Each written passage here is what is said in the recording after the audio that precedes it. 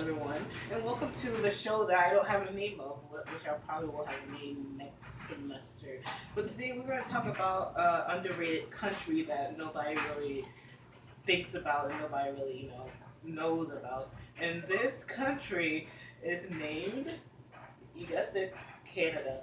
We are going to actually touch a sensitive topic that Canada is involved with, and this topic is actually abortions.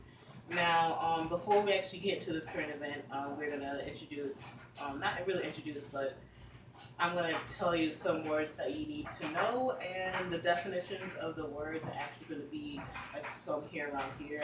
I have my editing magic, so you'll see it soon.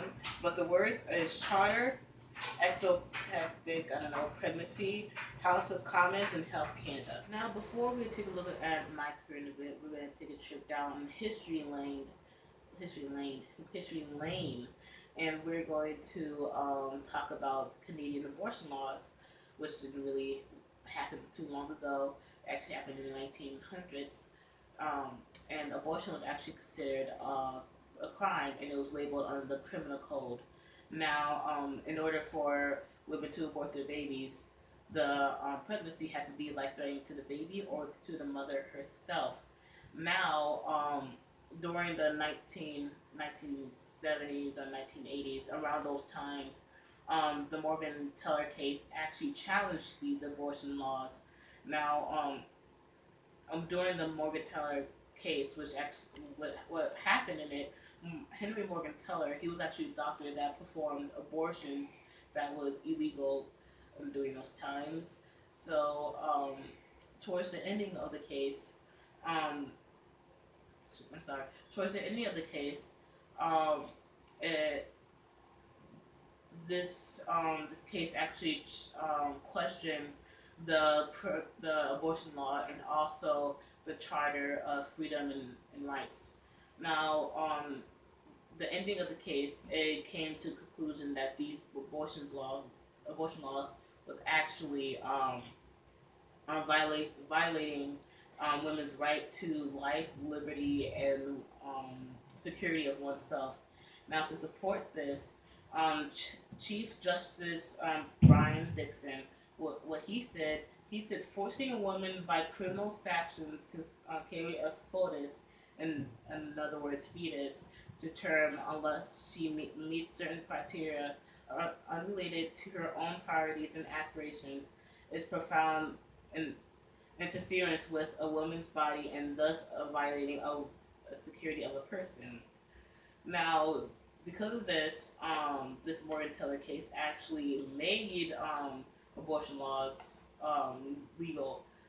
So, abortion was now legal in Canada, but there was still like controversy about abortions during those times.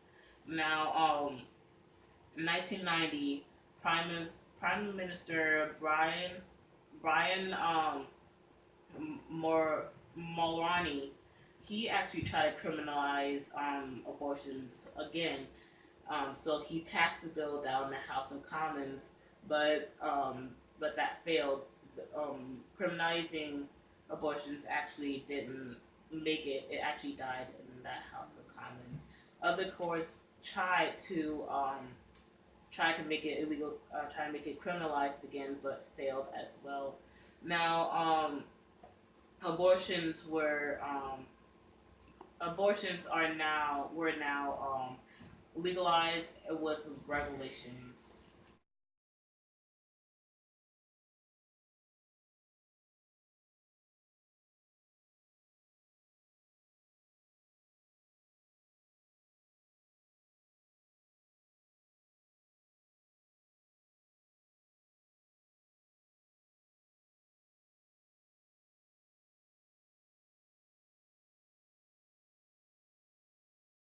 The legalization of abortion in Canada, um, more abortions became more abortions occurred in Canada, being over 100,000 per year. Now, this actually brings us closer to our current event, but not exactly close. Now, in July 2015, um, the federal government, like the Health Canada part of it, actually um, approved of this new founded pill called my my my Mifegymiso. I know I'm pronouncing it wrong. It's hard to pronounce. But that pill is a combination between two drugs, and it costs around $300 to $400, and but it wasn't really available to Canadian women until last year in November.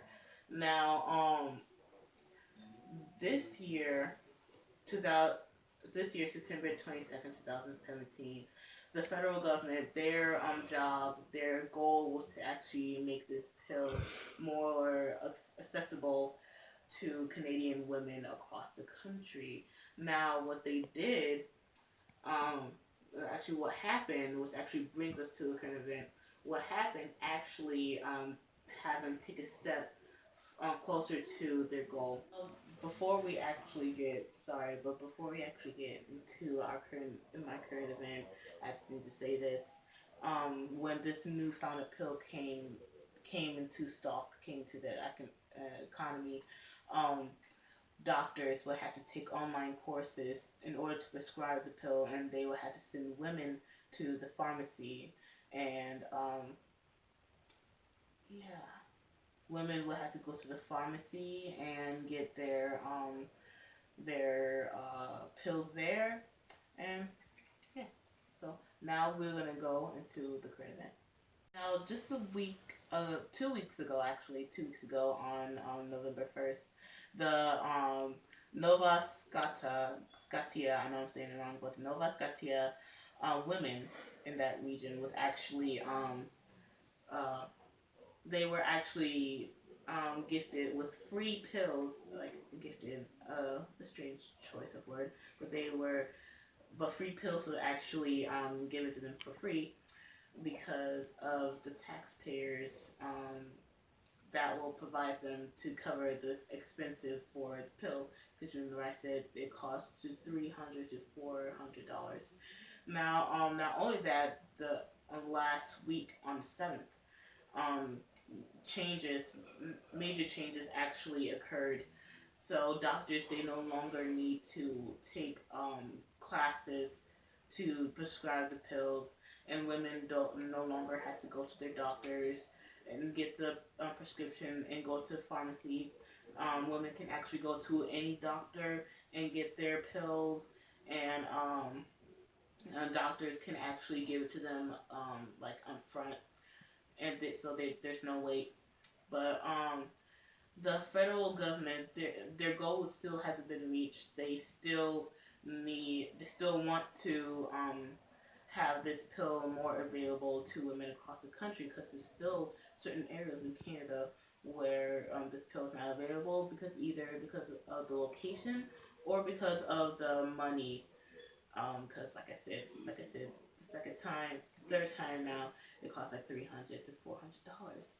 Now, the reason why they want these pills to be accessible to all these women is because uh, if women want to have abortion, they have to get it surgically removed, and having surgery is actually more riskier, if that's even a word, more riskier to women, to themselves, and to the baby, even though it's actually going to be killed. Now, yeah, so these pills, um, they are going to actually help, like, be more safe than to get surgery. Now, how the government, how Health Canada actually plans on making it more accessible, is actually not known. Like, it's not, they haven't said it yet. I went to different websites, if I'm saying it right. I can't English, but I went to different sources, and they didn't give out that information yet. But yeah, I think that's my current event. So I'm gonna close discussion. Close this current event with a discussion question, and this question I want you guys to think about. Now, this question is: do you think that do you think it was right that the federal government and the health Canada made a right move to have the doctors not take online courses to know what they're prescribing to their patients? Thank you for watching. Now I have to now stand up and answer in person, and I don't want to do it, but I have to do it. But thank you for watching. I know it was cringy because, me, my stuttering. I need to go back to speech therapy and all that good things, but bye.